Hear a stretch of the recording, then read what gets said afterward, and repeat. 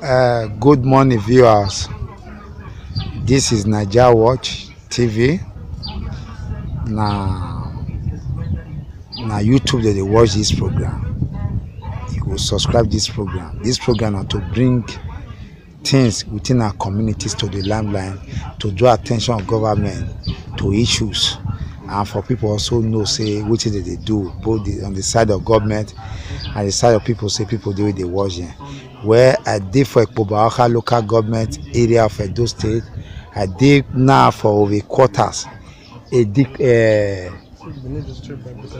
Igbinidu Street off Ebikade Street. This Ebikade Street na be this so. Whether our car dey so, na be this so. Na lead to Owe Road.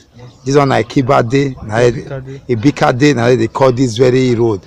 But this this very road now, this junction dey Igbinidu Street.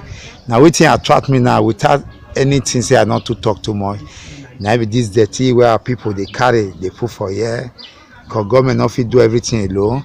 But our people, as I ask some local adjustment, even though some decline camera, say some people they bring this dirty come here, now 5 streets away from here.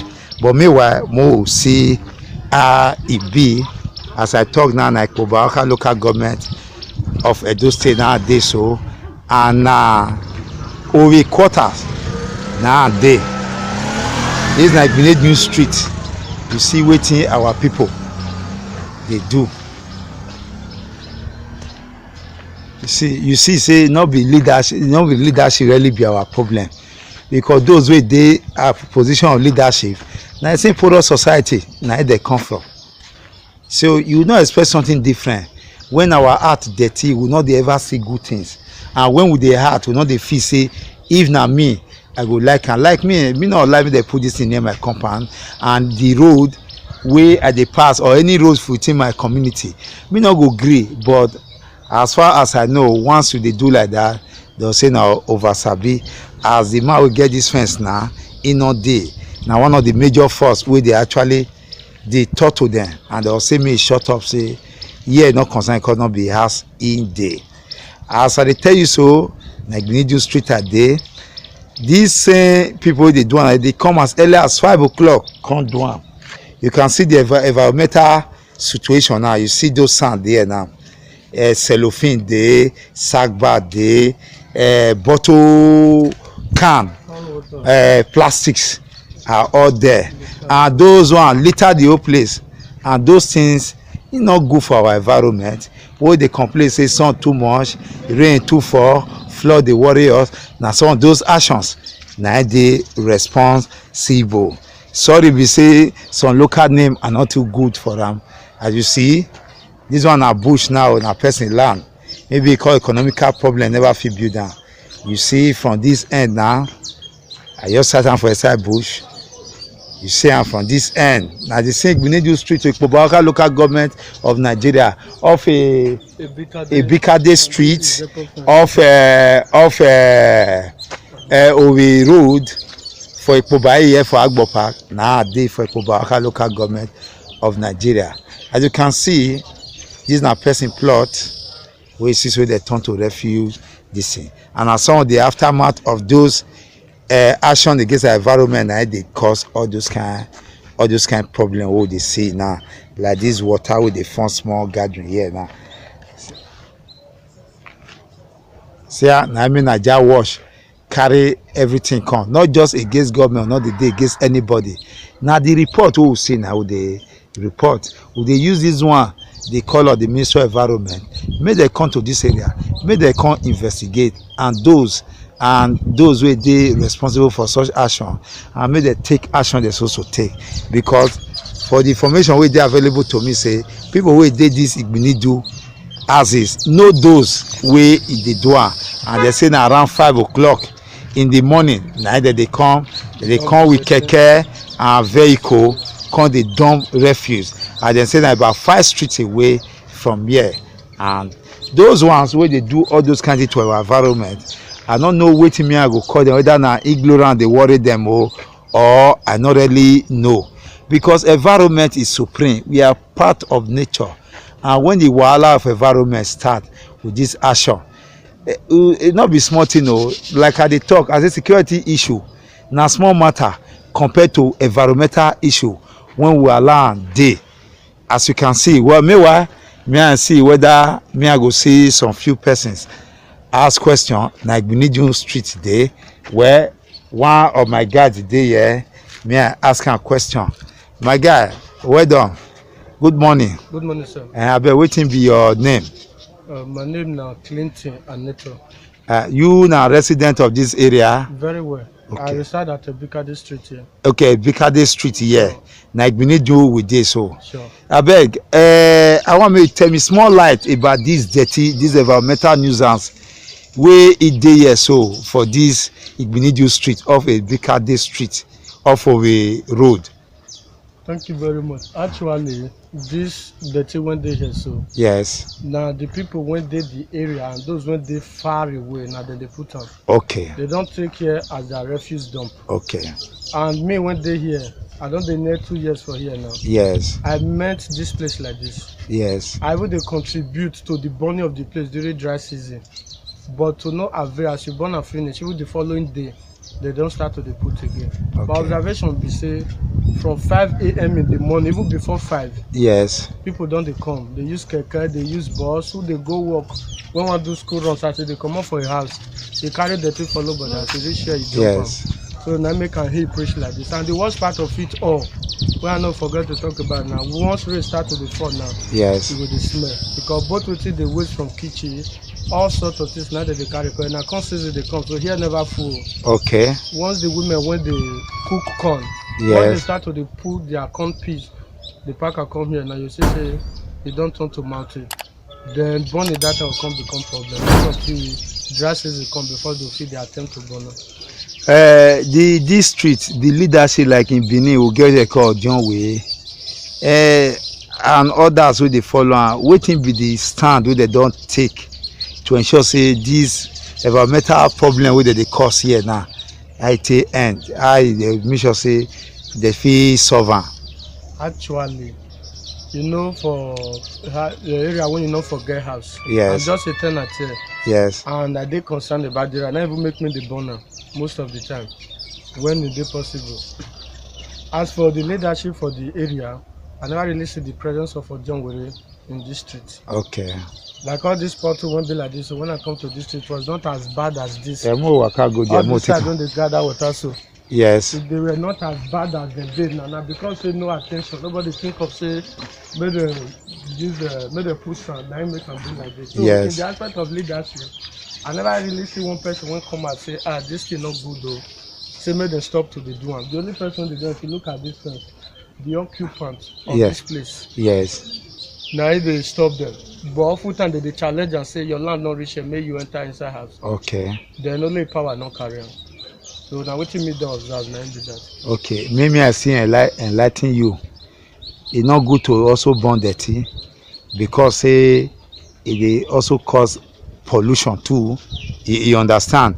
Even though say we dey see government officials like customs and others they burn dirty, you understand? They burn maybe some of the things wey they seize, they burn am, but it's not really dey okay. But I think at this very junction, I also appreciate your effort, and we never bring her to the notice of the local government area or local government Ikpoboaka, the environmental department of it, or the state ministry of environment. And I don't report this matter to them. Not actually. I only do attempt on radio station was. Okay, radio station. Yes, on radio station. I draw the attention. Say so area. See the environmental. Mo carry that dirty. Mo. See the environmental hazard when they experience when they take place. They can't say they will carry their news to come here. Yes. Make the observe them. But from then till now, I don't say anything. And that is over 8 months to 1 year ago. Over 8 months ago. 8 months ago. Yes. Okay. No wahala. Well, I hope say the attention. NIGERIAN watch will draw the attention of the state ministry wey saddle with this responsibility, and the current PS of Ministry of Environment, na Lucky Wasa go draw attention to am. The chairman of Edo State Waste Management Board, Charles Osadebame, will draw attention to them. I hope they will take note of those things wey me and they do so, because environment matter na everybody. Good morning, sir. E be like say you na this area you dey, sir. Yes. Abeg you throw more light and add this environmental news and story share, sir. For real. Your name, sir? Well, I'm Mr. Thompson of the model. Domo, sir. You can call me Olea. Olea. Okay. Well, according to what my brother is trying to do, is make sure he's doing the right thing, because the nonsense in this hood, even this place is okay for children not to be not to even Na pidgin program, sir. Okay, pidgin. Your best. This environment, so as it is, so yes. Anybody will be say be children with they around here, if they perceive this dirty, so we be say yes, now the people with they around us here, yes, now they do it not good. And one maybe say yes, when they change this place, because this road now further road to depot, see depot here, and people with they around, they don't like me they waka, they perceive nonsense. Yes. Okay, look at the place. So, yes. Everybody go to waka, go to carry nose. Yes, they say more they use nose mask. Nose mask, now we work this one. No, me we dey here, so now me will go eat medicine now. Okay. If I come up for here. So look at how it be now. You see, and we have been talking about this issue for a very long time. Not be yesterday, not be today. Okay. More we just make sure say yes, this dirty. What they here so. This one, make the young client come out so that they don't deport the two again. Okay, Oga, to remove one, I'm not sure say me na issue be that one. Like I know say people wey dey do this thing, they not be spirit. No. Na the locals here. How una wey dey here dirty try to ensure say those people, how una don take comfort them? We no see them na night. Una never see, they say problem wey they know na the 50% so. Oga, na night they call the throw this dirty. You think say we go see them for afternoon? No, na one question we dey ask now. Yeah. Since already know say na nice, sir. Una don gather as people say today we go wait for those people, so that if na one or two, na every law to throw dirty anyhow, una hold am. Now give now. Yes. Now you are an interview. Yes. You are here now. Yes. Yes. Anybody will cash now. Yes. From today. Yes. You should take to law. Okay. Anybody una catch here, una can go police station. Una can go police station. Una call us. We will from there call the head of HOD for Earth Environment for Ekpobaka. Yes. We go call am. He go take action. We go call chairman Waste Management Board. Say so person like this wey they catch here, e dey so and so station. Yes. They'll carry and go mobile court. And that kind of people. Look at it. If you look at now. Yes. If you look at now. Yes. See bags. Yes, I see. It is in the afternoon, not be afternoon. I know say not be afternoon. They don't come for night. You look at say nobody there, nobody there. They'll dump everything. They got take the full streets as their dumping area. So this one a road where government knows yes, na road will be to depot. Okay, this road now lead to depot. See depot. And that first can lead to road. Mo waka go, Mo take me go there now. Sure. May I see, as you can see, NIGERIAN watch, NIGERIAN TV, waiting give birth to this TV station. Now because things not dey work well for our state. Oh yeah, look because the grass grow. You was saying oh yeah, na so dirty. Oh yeah. Inside na dirty. Look at it. I just see all those one. Even yourself, Yes. I was not the same person. Plants on the foot, but look where they go burn the dirty. Oh yeah. Every year, so dirty. Why e be like say our mind dirty well for this country? Okay, such individual wey dey engage for this kind of art now, he go say government bad. Now people wey dey around, now people wey dey come for farm. Now within the community now. Dirty everywhere. Now good morning, abeg una get the blood of John the Baptist there. The blood dey. The blood there, they come here, I can't take am. Na so. Now well done. The blood dey. So this na Benin street for Ekpobaka, as I dey go so you go see am say gully don dey water dey wash here down, and they say this road na depot na go come out. The fence wey dey look for down na depot. Now say no say they tell me Naija watch wan carry train go see say whether this road lead to depot. Where na Benin street at dey off Ebikade street and off depot fence, and that depot fence go lead to the major express road wey it fit carry you go Onitsha and other neighboring states. Where would they the wetin give birth to this TV station na be say the way you see am, you see another one here again, no be spirit o, na human being. So you say government not good. You the little one wey fit contribute for this society for this Edo state, how you take contribute to where? Wetin be your own action to make sure say Edo state is great again? That na question wey you go ask yourself, because nothing wey they do wey something no dey tell us as people say either e good or bad. This one na person road or na lane. Well, na lane be this before, but as you see, gully don wash and grass don take over. E no be all those trees and all those maybe for don wash enter the houses. So that's the reason why Gumo dey plant trees around our environment. You see, now this one na lane. What's the name of this lane, sir? You not get name. The name now Igbinoba Street. Na EBD so, but it not be street again. It don't talk to Dugbo, as you can see. And to control water of this area not really hard because river not far from here. Look the slope. And the thing slow go down. As you see now they come down swing at the beginning where the day now they look for that side. Just come now like this, all slow come down. The water find a way. Yes. Now I see Benin street nowadays so why they bring all those one now don't have dirty matter now carry me come here. But a lot of revelation they open up to me, because the problem I say you see also do barrier to ensure say erosion not enter their house, but still yet na exercise in futility.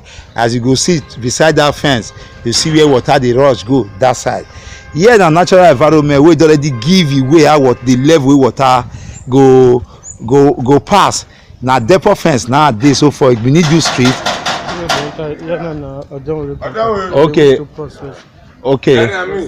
Okay, well I didn't know. Look at it. Look. See this compound now, water dey rush enter. As you can see, say to control water here not really hard, because the water, the ground level, they decide that water want go now to channel the water go river. As you can see, even this fence of depot, NPC depot, now their fence 9 years ago. So if I take and go this side straight now the major road wey lead to Ikpoba Agbo road na be this.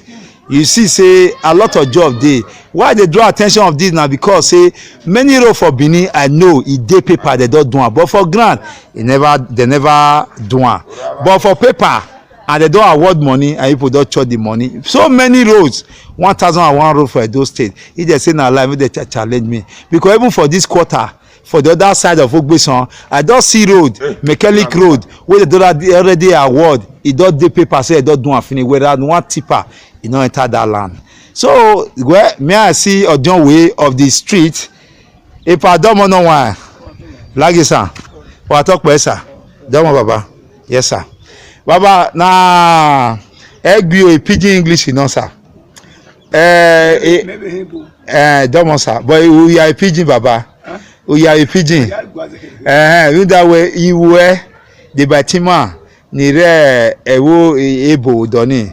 Or kukugbe do mwe na te Naija TV na Naija watch na agbo ni ameke na no sunu vekeni aye ko ota ne wana ze yupo tamia wudoni mi adomia oluga ne wari ado atamia ama no ifegbe wo o si e ni anayi we na ye Naija watch na baba ukpo na Igbinidu street don sir anyone left is amu awon sa Igbina wa ya Edona Kere Igweme Ovia Southwest Ewa Robayi why Robai?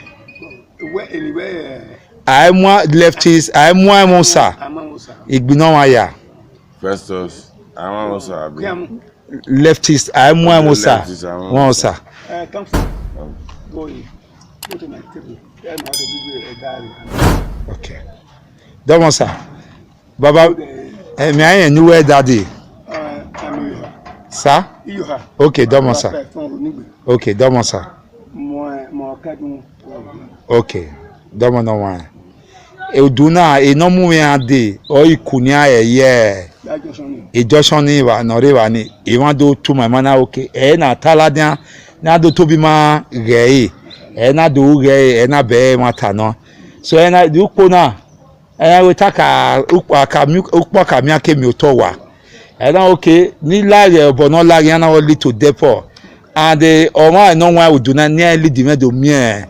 No bagre would do not ma ya can say one answer. What talk sir? Yes, sir.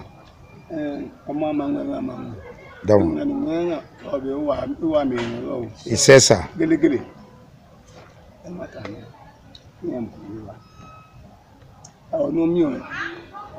Emma at all. Nebot influenza. Kuna moyo bani osie. Yes. Wa egbe won agun. Me no gbona. Udi ran ma yin. Amesha da to. Dawo. Amesha da to. E udi ran ma yin. Okay, sir. Osi gbesin. Ni egun kan wa ni. So te so wa ndugbo egun wa. Ikenya. Awa. Ne wa ma. Enu edo amasilo ama e ma ya. Odolewo Osioba.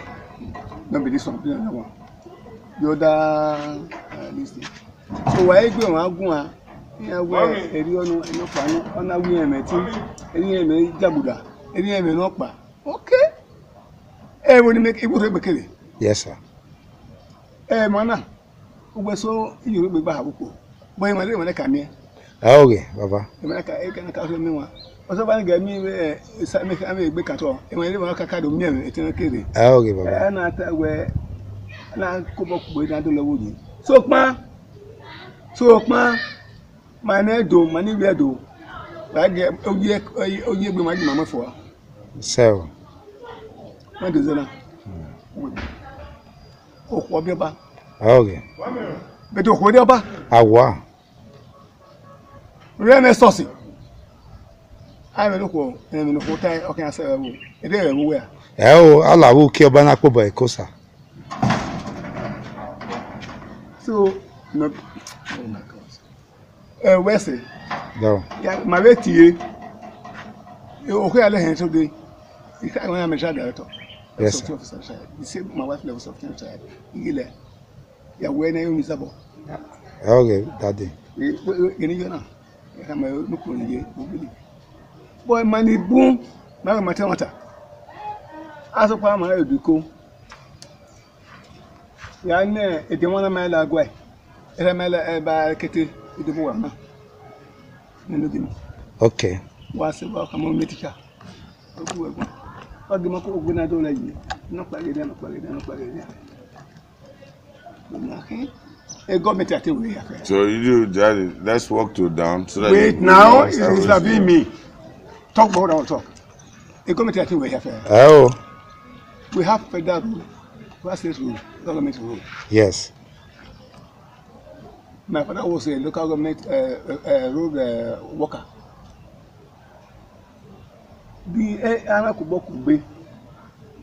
The council now working. This council road. Council road. A depot can order. Yes. Adoko. And depot wood. I told a tall boy in depot wood. I told no depot wood. Oh, you manawo. Okay. Oh, you manawo. But I not one in him. Biagi room.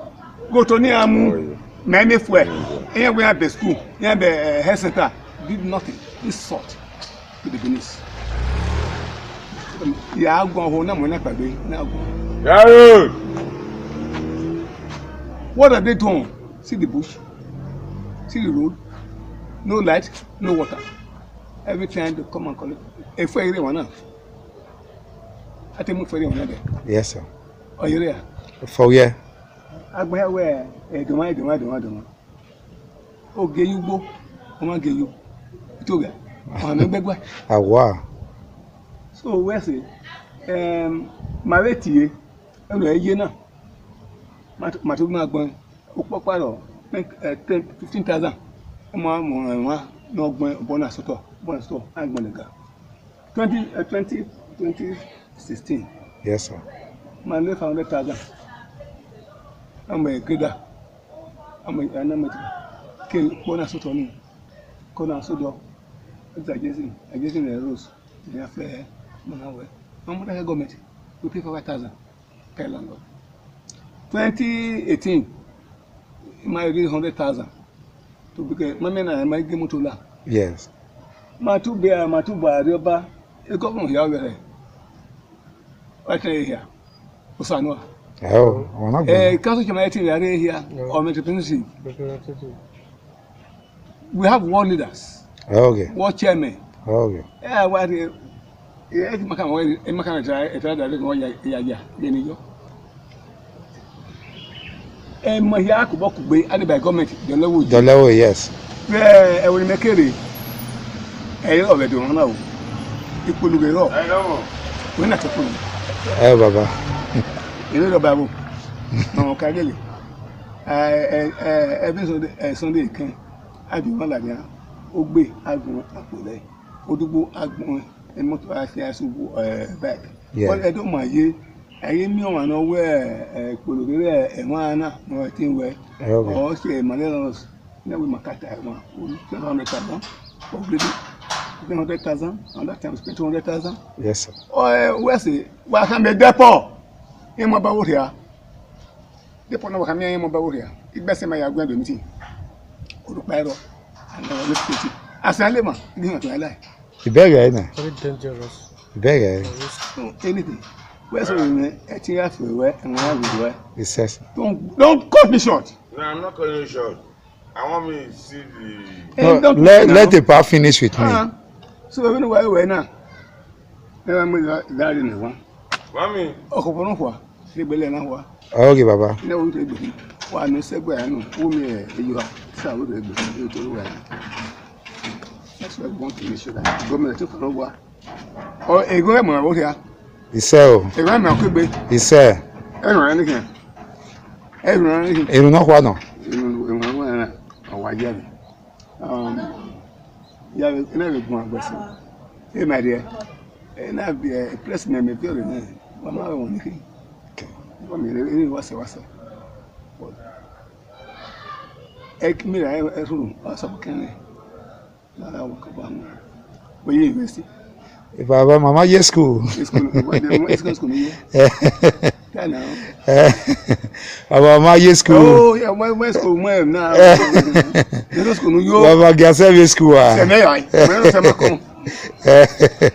Baba, primary school, yo. If you're you. If you're would there, Ulia Udoni. Odo the second west. Arusa Street. Odo Doni, Okege Udoni. Area Okege, Oba, Ogenosa. Thompson Larry is good working. Thompson! Come. Well, I get a blue one. I get what for. That one, sir. Like KUFM, ABS, we are made one. Okay, sir. Thompson come, so I will say. Then, man, I believe money to who are making anti-Sema. Gaguna, who may hear me. Only care. I'm okay. A governor, the Walla wound, the governor, I will do whatever. Why, I will have. In my tenor, already get a yam. Tell madam, give you 1 bottle of wine from Fiji. Tell madam, give 1 bottle of wine from the Fiji. So we have in one Martin, they have marijuana, you know, quite a one.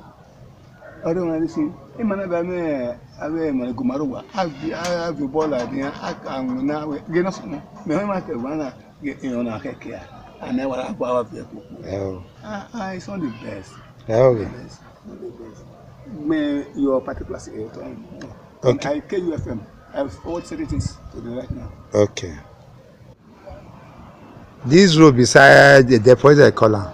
Now depot fence. Depot. This one. Is that an Namuri? Unamure. This Unamure road now beside depot. Depot fence. Depot fence. As you can see, for Ikpobaoka local government of Edo State. Now they, as I hear from the Ojon way of Ibinidu Street, Okadun, as he explained, throw more light on how the challenges be around this place. So now I can know say true. Like depots also get what they call civic responsibility. Where they hold the locals of this area.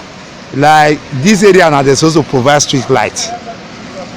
They're supposed to also give them health center around this area and other things they're supposed to do where the quarters, the hosting community need.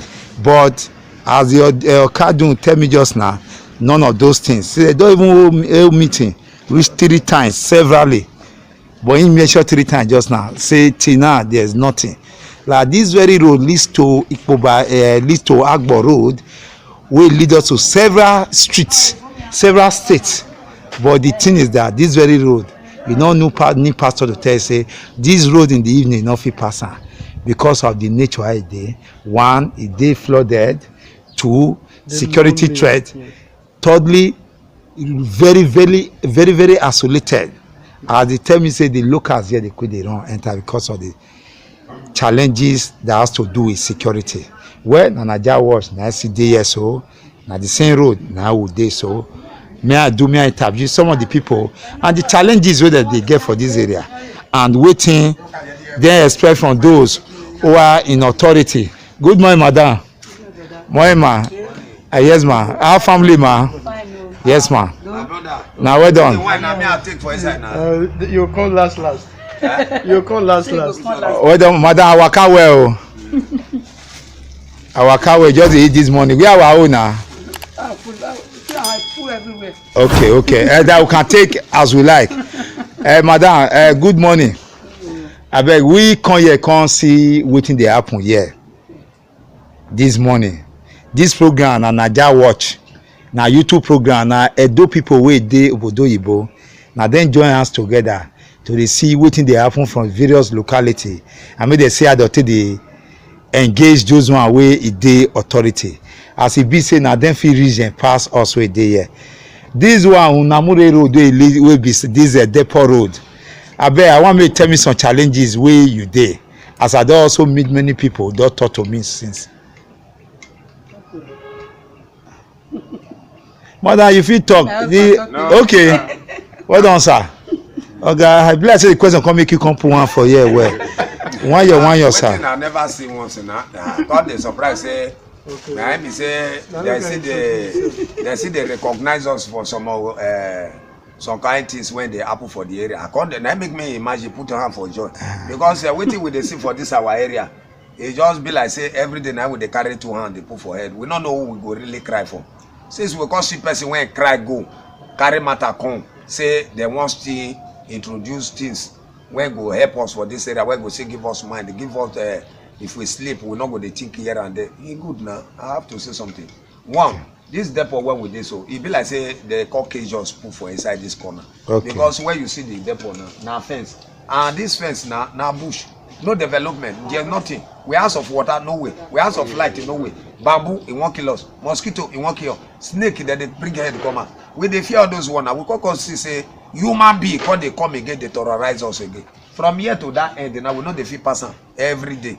If before you walk reach the junction, you go see dead body. You walk this side now, you go see dead body. At least 6 o'clock now, we not they pass our road again.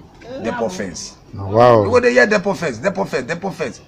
Even about 2 months ago, morning, madam, I dey talk about the road one at the pass where we say peace no dey. So about 2 months ago now, dead body, the killer depot fence. All the name of saying a depot fence. Every disease is depot fence. Every nonsense depot fence. Kidnapping depot fence. Then some boys go just come, carry motor, they go enter. Afternoon, they go they raid. They go they carry boys. Carry boys, they terrorize everybody.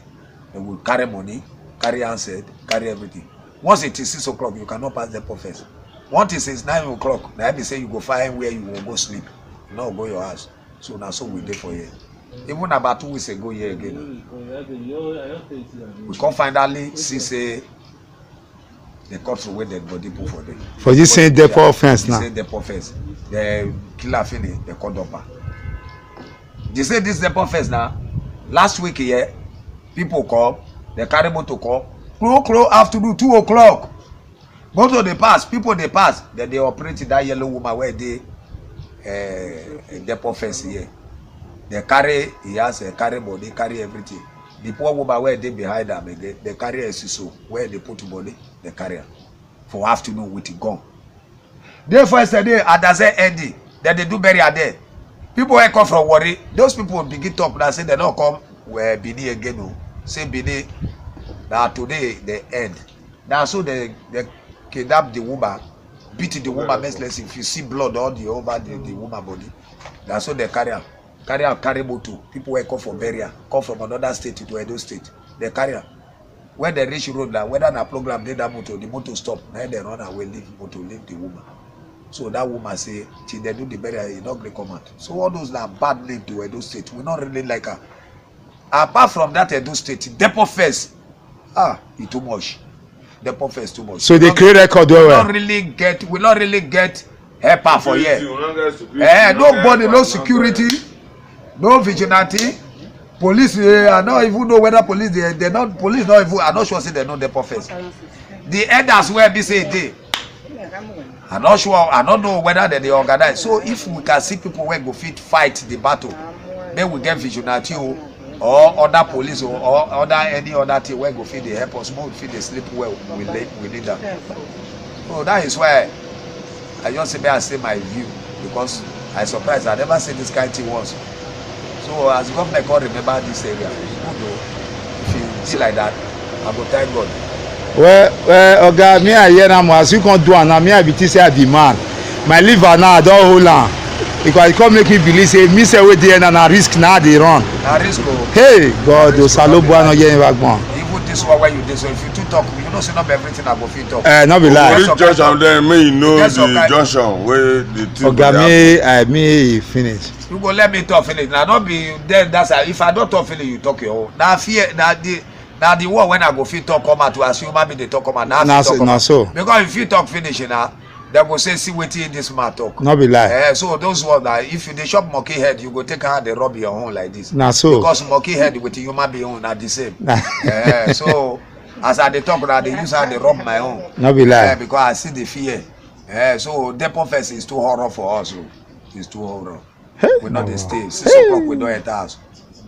Mosquito they do it, snake they do it, bush they around us. So they cave us for here. So make the government come help us. No, not help us. Politicians they come here for campaign. Campaign, we are not sure whether they remember here, whether they do elections. I'm not sure say here they exist. I want make them do here make it exist.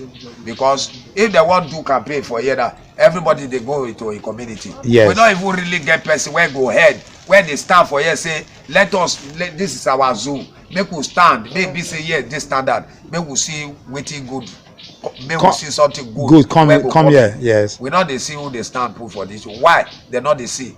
The thing don't overtire everybody. So we just dey here like say we hide inside home.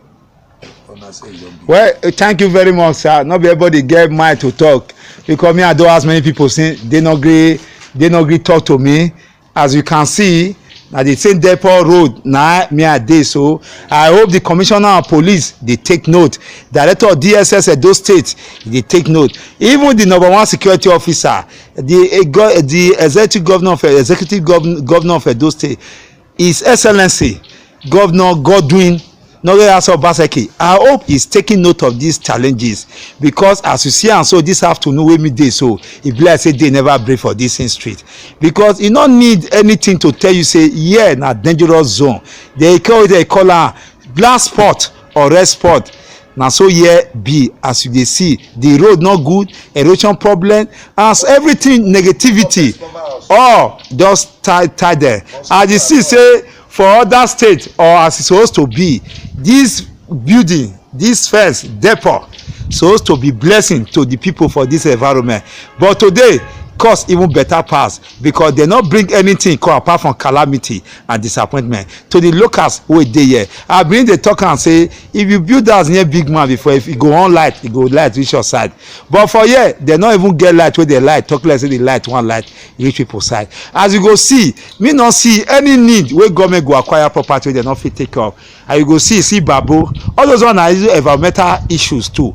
Now the problem be say Edo State Ministry of Environment and Waste Management Board, una go serve people notice say the environment not clean. Who go serve notice to this depot now for the environmental nuisance wey they create for this area and other security distinct issues wey they are building or they are present for this Owe quarter create for locals of this area? This na question wey those who select to power go ask. For every area true we get representative, so also get councillor, we get person like you said there wey represent this area for House of Reps, we get people like Senator Oroide, Matthew Oroide, Isaac Moriodon Oroide wey represent this area go reach of here. Wetin una don do for the people for Owe? How una don waka come here reach? Na man that una take represent there. And which project una don search for this area? Una remember say the people trust una, they give una their mandate, una go represent there. How una take represent there? Una know say today dey, tomorrow e get belle go born tomorrow. Question dey we go ask una generation, even una no put una name where. Na NAIJA watch na carry this story come here. As we promise the people of this area say this program going to come and make sure say the commissioner of police and those who dey responsible for security of life and property of our people go know say go do the needful. As section 14 as the constitution talk say the primary duty the primary responsibility of governance na to protect lives and property of the citizen. Na make when we elect those people enter there, they go take oath of office. The oath not be say na to go sleep, the oath na to do all within your best to protect the lives of every citizen, not if for selected citizen. The governor of Edo State, na your duty at this matter don come your table gidigba, na to make sure say you activate the right button, say life and security go come back to this Unamure Street and Enviro wey dey popularly call depot area. As we dey go, we will see dey update the good people of Edo State and Benin diaspora wey get this Naija watch wey see say they wan see everything more than the engage government, and the DG of Owe and those who came from this area wey dey here, wey come from this area wey dey watch us for Naija watch, more na take note of those things. You're a gay or as the case may be, any point of leadership wanna engage them. Which letter una don do right, how una don engage those one wey una select, and how una take represent the people as traditional ruler. That na question una go ask una people. And how una take engage those ones wey una wey even dey represent una.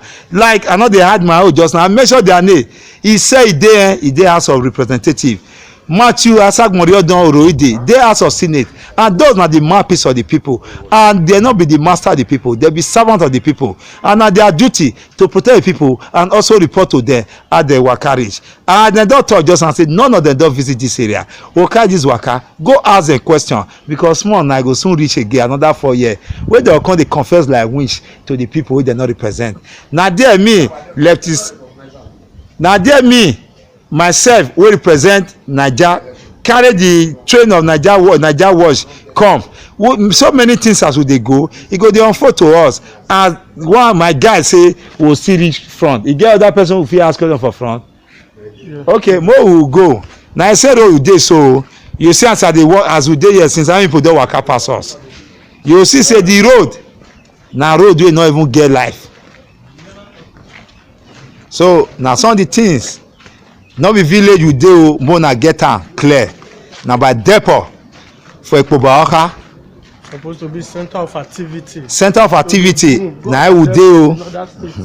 Which one be center of activity? Na you suppose to center of SNS.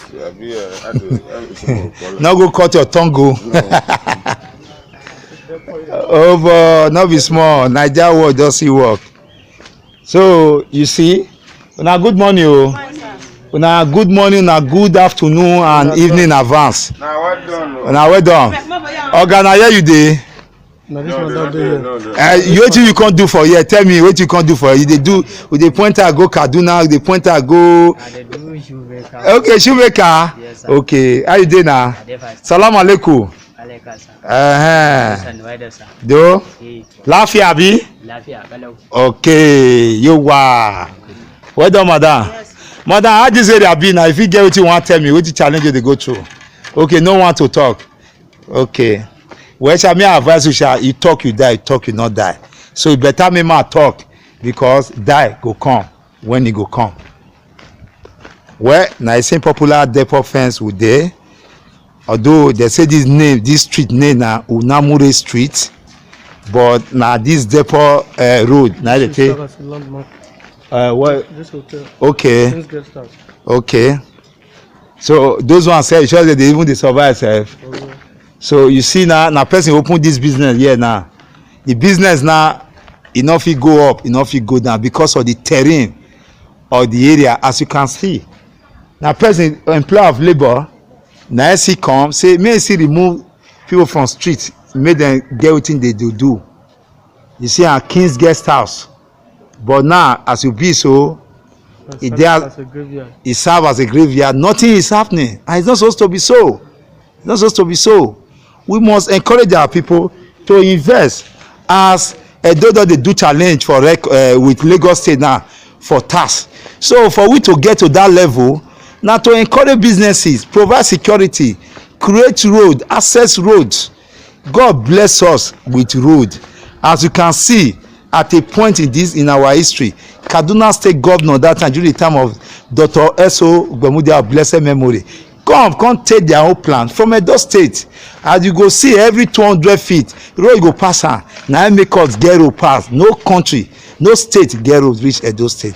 But the road, the problem is say are they motorable?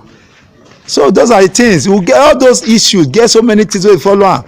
If person go hospital for example, when I even have some people say if they want rush person go hospital na better gbege. That na issue. Security matters. As you can see, na issue. As you can see, na depot na be this. We be like Egbo. See na depot be this. Na so e just go like this. And they talk say kidnapping, killings, and other dangerous vices dey happen for here. The people here they live for what they call absolute fear. Absolute fear na they live on. And they talk say this street na Unamure abi? Yes. Unamure Street where Adeti Junction. This one wey go this side so. Okay, lead to this side Bikade. Here na Gate Street. You see all those are roads. Road, you go see all those roads down. You see how the vehicle dey struggle. You see say the road not dey. E not dey, and to control water for such area is not difficult. Now to create underground drainage, one carry am go put for river. God do am say river not far from here. When you take am like this, you go know how far e be. Now Ege Street a dey lead to Ebikade. This Ebikade now e go lead to Owe Road.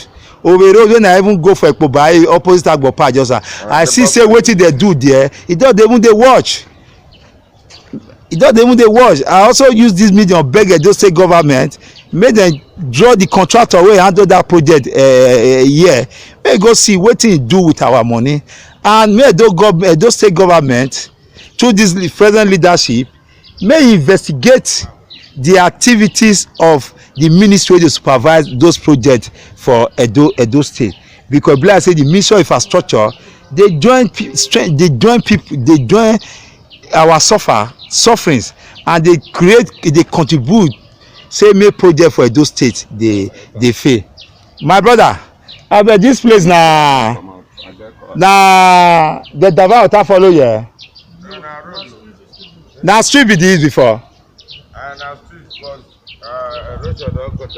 Okay, me I look am.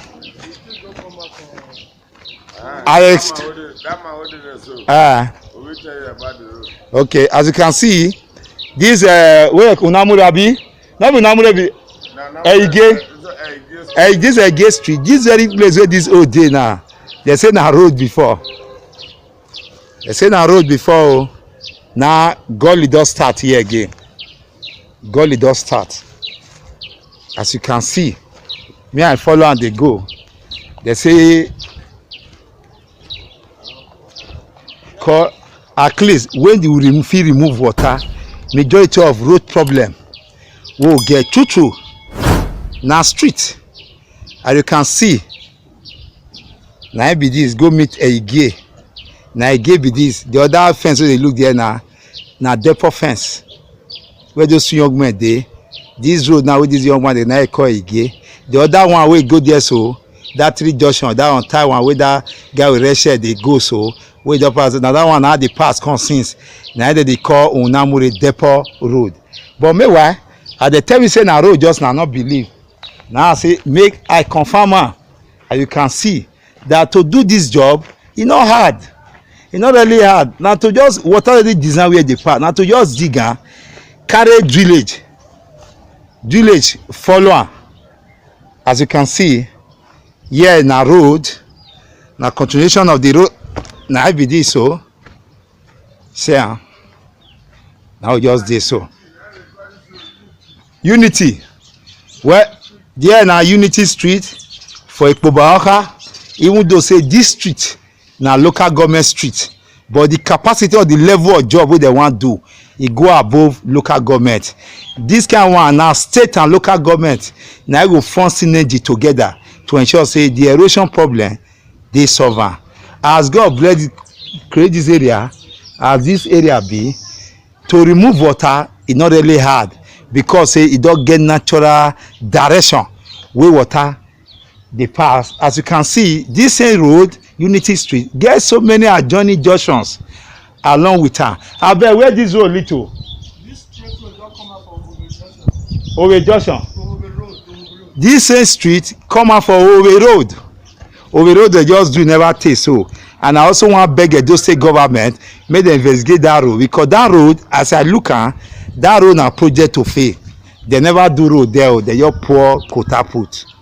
As from the junction along the major express road, you see where gully where the quota don dey washed away. Here na another adjoining street for this Unity Street. As you can see, all this one na Ikpobaoka local government. But now wow, when the past local government chairman, Mr. Sayande, they display everything they do. I think say work, they don't finish all the work, and the real work they go they give. Those are propaganda. Why should we be deceiving ourselves? Look at this one lead to Owe road, as you can see. If you see past here na road a person resident, na a person house. No, here na road. Another road. Oh boy, yeah. This one still take us to depot fence. Say this road go even take us to depot fence. Now wow, now people even do this one. They reduce the road. They reduce the road to. They use their fence reduce. They use their fence reduce am. She can see. Anybody? My bros, well done, oh. Can you talk to me, please? Nigerians, now they fuck up where? Hey. So, where? When I well done, oh. Yeah, how about the?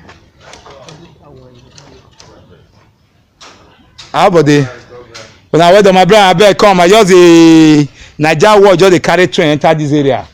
Now say me I see how it happen. When me reach there now, you get one junction where I pass from we get there. I think say who dey there water there. I can't say na what they call am gutter. Now I say na road o. Now I say they no dey tell me lie, not be road. Now I say I waka, try I waka and I can't say na road. They say the name of the road na Unity Street. Now they so now I will take waka enter this place. So my brother, what are the challenges? Well, may I introduce myself? My name is Lefty Samuel Agbinowaya. I dey report for Naija Watch. Naija Watch na YouTube program. Na Nigerians, especially Edo people, wey Edo Bodo Ibo, na they come together, put this program together. This TV. So they know wetin dey happen for every locality around the state, and so that they go dey hold those wey dem elect into office. Why is it like this? The name of this program, other Nigeria, they call her Ewanta Tamegbe. Na the truth, but nothing but the truth. Bro, your name, sir? My name is Etunsa. Etunsa, who, sir? Omoroji, Domo, sir. Yes, sir. Now, you just tell me, because our brothers and sisters and I pull us together to make sure, say, because Edo must retain his glory. We know for 1814, in 14 AD, when the Portuguese come Benin, they describe Benin as the beauty. Say in Africa, we find a city called Benin. The beauty of that city is that of Astanda.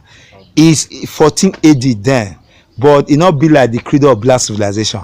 My brother, what are the challenges and can we go at more not bless on the road? As the area is that I just knew now pigeon. Okay, I knew enter the street. Okay. I would say most of the things, most of the experience I would like to get is that my landlord there around will still tell you about how the area be, because I only enter the street. Okay. My landlord, you know much about everything about this street. Okay. Where your landlord there now? He go like to talk to us. Yes, help us block now. Help us block her. Tell am say NIGERIAN watch dey here, they wait for am.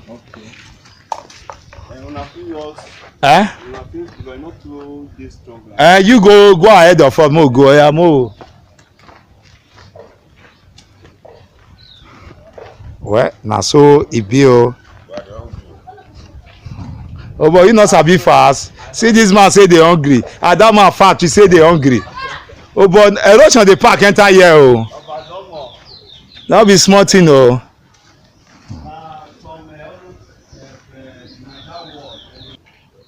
Morning, sir. Thank you. Yes, sir. Daddy, abeg go talk come and know say the distance fast more. Morning, sir. This program wey we dey watch na NAIJA TV. Na Edo people wey dey abroad na help us together to know wetin dey happen within communities. As the information wey those wey we elect dey give them for that side different from wetin e dey on ground there, wetin people dey tell them. You understand that? Now they come born this program they call this TV they call NIGERIAN Watch, na YouTube program where they know wetin dey happen for every communities.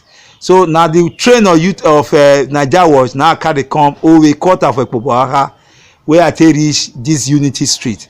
As I see say from beginning there just now God dey pass and I say me I ask some of the landlords for this area as some don talk to me.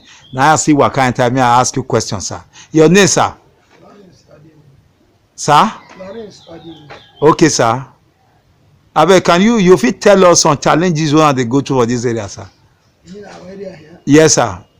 We have much. We have many problems around us here. Something like there's no road. We don't see light. We are just like out of I can say the even local government. I don't see what we get on it, and we are suffering short. Okay, sir.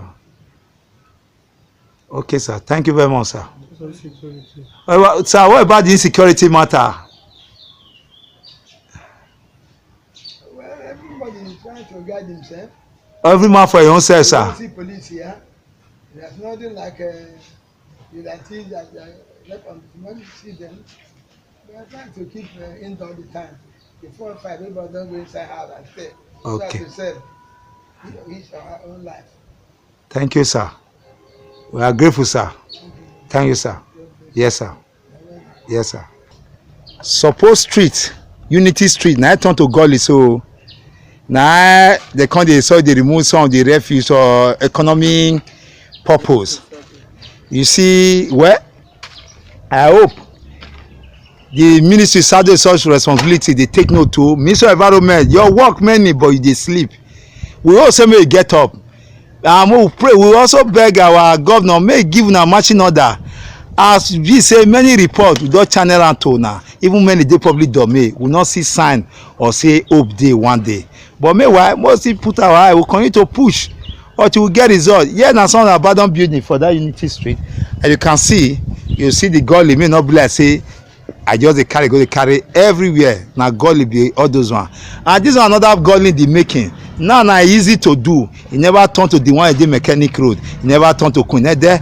And I find out say when something they come, you draw attention of authority for this our state. I cannot want to talk of Nigeria. Then go sleep over am.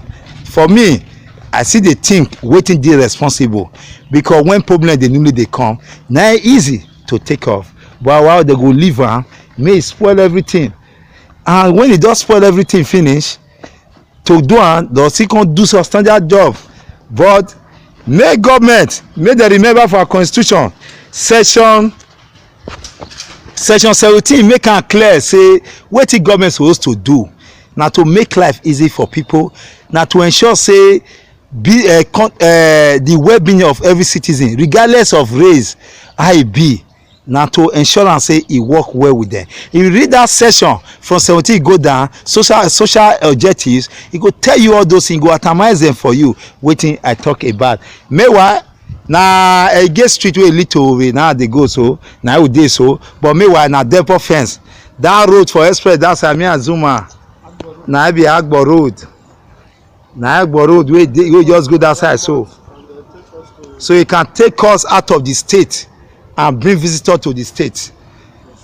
So this street now na Ege na they call am. Na here me I draw the curtain. NIGERIAN train don stop for here today. We will continue to monitor the situation. Well, our duty na to ensure say do great again and make sure say those who elect into offices go do their job. Na so we end this story.